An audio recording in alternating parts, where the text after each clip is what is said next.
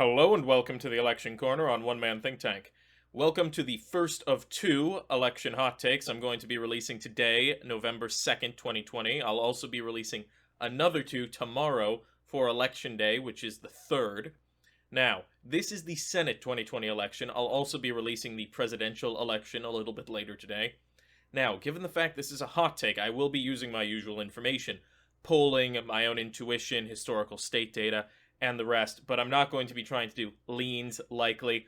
I'm just going to sit here and I'm either going to make a call of, well, it's either Republican or it's Democrat. I'm not going to go leans, likely, toss-up, or whatever. So diving right in, let's knock out all of the easy states.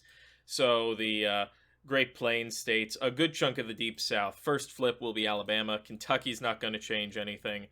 Your usual pieces of information you're going to get about how the election's going to go. These are your classic safe seats. Democrats are guaranteed to pick up Arizona and Colorado, much like how Republicans are guaranteed to pick up Alabama.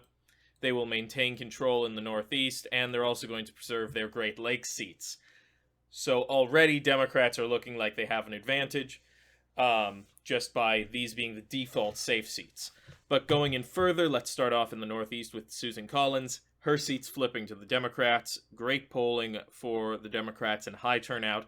This is nationally true, except in a few states. Only one being really key here, and we'll get to it in a moment. So Maine, key state going blue. North Carolina is also going to be going blue, but as we go through the South, I'm going to make a call that a lot of people I know who watch my channel regularly may not agree with, but I think it's going to be true. Think South Carolina is going red. This is just due to how the state's shaping up. Try and say that 5 times fast. I think Jamie Harrison is just lagging behind a little bit. It's looking like a high turnout election. It'll be close. Could still possibly win, but in practice, I'm going to say most likely on election day, it's going to be Lindsey Graham. However, Democrats can feel a little bit better because I think they're going to take both Georgia elections.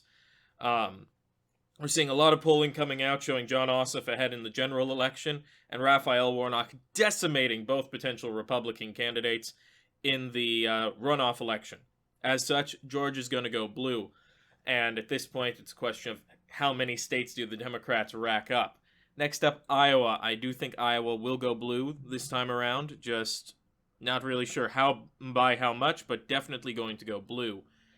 Next, we have Kansas, which is going to go red. Contentious state, but the Republican has shown to be consistently ahead. Another state just like this is Alaska.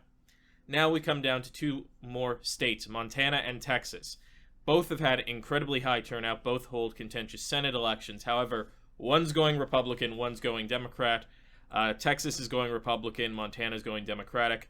This is just due to the fact that Steve Bullock has polled incredibly well in Montana. Well, in the past 3 days, he has managed to maintain an even keel, and there's been a very high rate of voter turnout, which could be in his favor. Well, in Texas, while there has been massive amounts of voter turnout, we have seen a disconnect between the presidential ballot and the Senate ballot, which is not in favor of the Senate ballot. As such, I'm going to be saying Texas is going red. Like I said, these are all hot takes meant to give you guys a little bit of an idea where my mind is at for the election. Democrats at 54, Republicans at 46.